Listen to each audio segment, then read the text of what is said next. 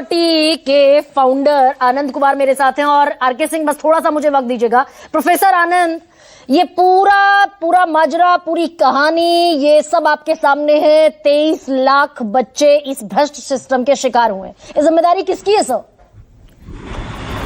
पूरी जिम्मेदारी एनटीए की है, सरकार की है कि ऐसी गलती हुई है, उसमें सुधार की जरूरत है, कठोर सजा देने की जरूरत है थी, लेकिन गलती तो एनटीए की तरफ से ही हुई, सिस्टम की ही तरफ से हुई है।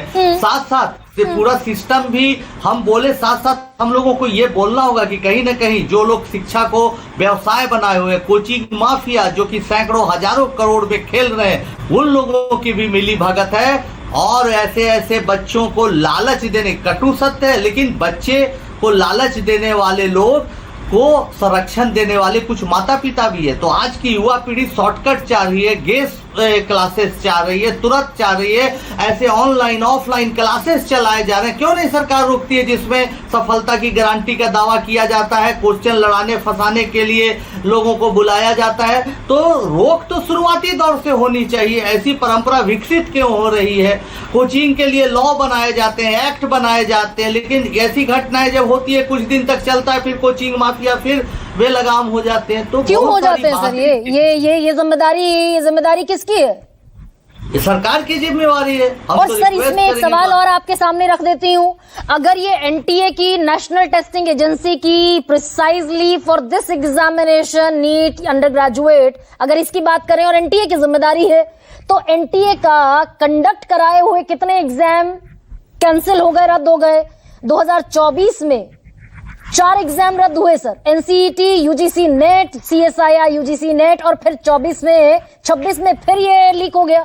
ये एनटीए में कौन से सुरखाब के पर लगे हैं कि इसे डिसॉल्व नहीं किया जा सकता?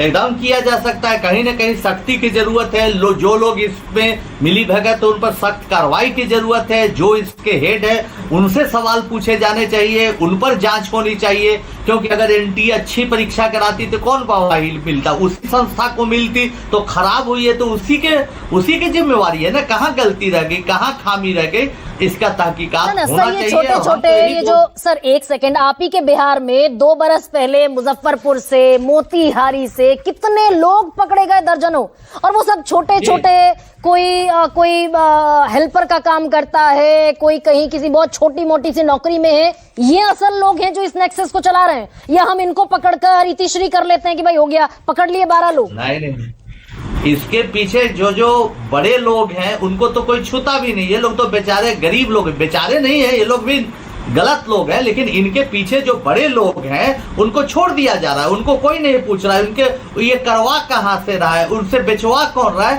तह तक जाने की जरूरत है। और जड़ इसका कोचिंग सेंटर है, कोचिंग माफिया है, वहां तक पहुंचना है, एनटीए से लेके कोचिंग सेंटर। इनको कौन सपोर्ट करता है सर?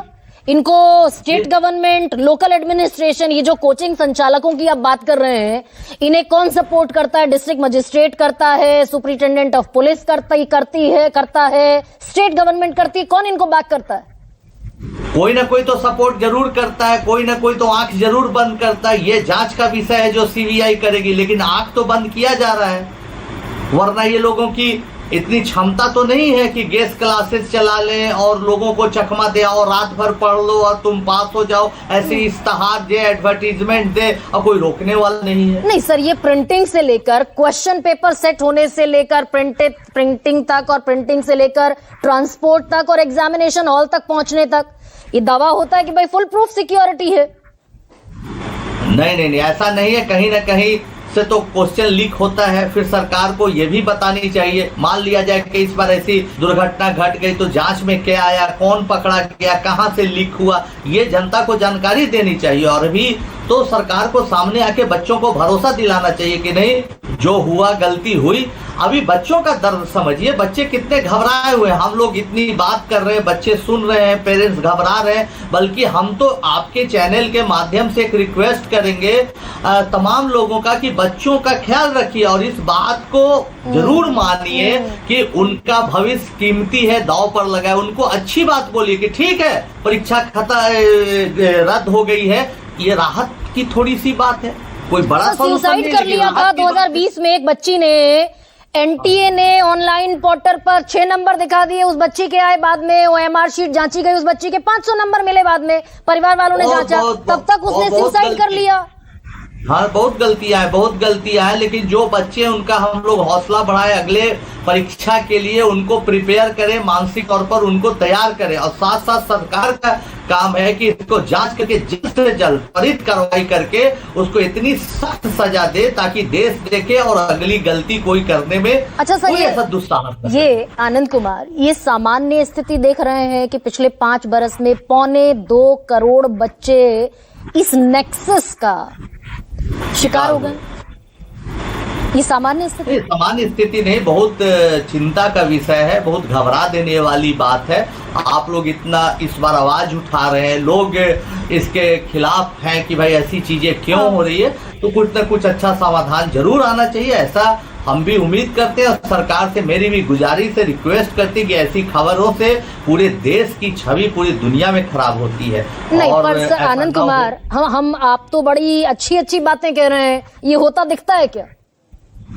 बहुत कट्टू-कट सवाल पूछ रही हूँ, या फिर एक और अगले पेपर लीक के लिए हमें तैयार हो जाना चाहिए कि फिर 6 महीने बाद हम खबर पढ़ रहे होंगे एक और पेपर लीक हो गया? सही बात है।